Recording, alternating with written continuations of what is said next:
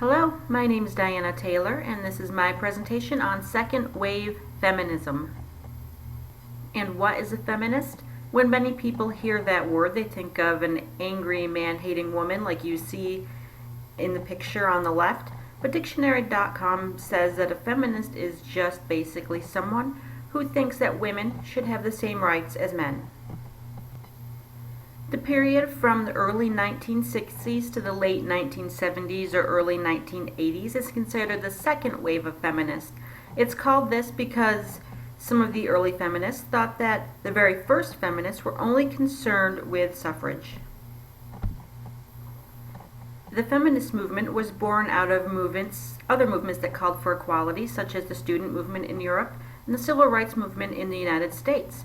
Now, although these movements were focused on the interests of oppressed groups, women who were included in these movements noticed that they were basically just doing the dishes and making the coffee and cleaning up after the men who were the ones who were actually making the plans.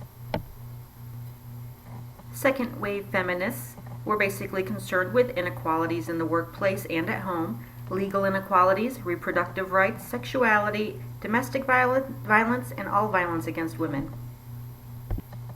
Many women felt that a constitutional amendment was actually needed in order to guarantee equal rights for all citizens regardless of sex.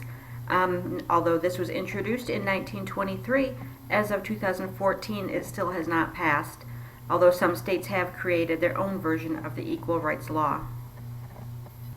And you can hardly have a discussion about feminism without talking about the feminine mystique. The Feminine Mystique was a book written by Betty Friedan and is credited with kickstarting the second wave of feminism. This book talks about the unhappiness among housewives in the post-war period, and Betty Friedan called it a problem that has no name. Basically, society dictated that women should follow their true nature, which was to marry young, settle down, and have children. Any kind of aspirations that the woman may have should be pushed aside, and their husband and children should come first. And this was supported by the advertising community, the psychiatric community, and educational institutions. Here you see a couple advertisements from the 1950s, and they both illustrate the responsibilities of women in the post-war era. The feminine mystique led to women's groups, both government and independent, and also during this time, in 1963, we have the Equal Pay Act, and in 1964, Haven House, which was the first modern women's shelter, was established. Title VII of the Civil Rights Bill prohibits the discrimination based on race, color, religion, or gender, and Griswold versus Connecticut, which was a court case that defeated the last state law banning contraception for married couples. In 1966, the National Organization for Women, or NOW, was established, and Betty Friedan was quickly elected president. And here you see a short timeline of some successes of NOW in the years that followed.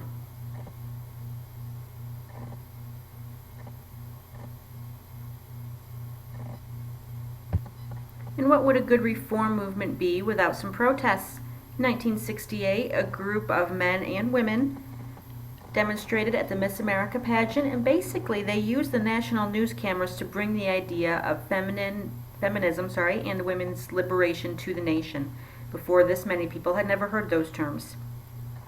Also in 1970, Betty Friedan called for people to show up in New York City to demonstrate for women's rights, and thousands of people showed up. There were so many that they actually took to the streets because the sidewalks couldn't contain them. As with most reform movements, the second wave of feminism split due to differences of opinion, and we see radical factions now, which probably is the reason for the stereotype of the angry, man-hating woman because of organizations such as WITCH, Women's International Terrorist Conspiracy from Hell, and SCUM, Society for Cutting Up Men. These factions just basically wanted to get rid of all men. And the fight for equal rights for women continues. In the 1970s and 80s, there was a growth of research on women's issues, and the new field of women's studies emerged.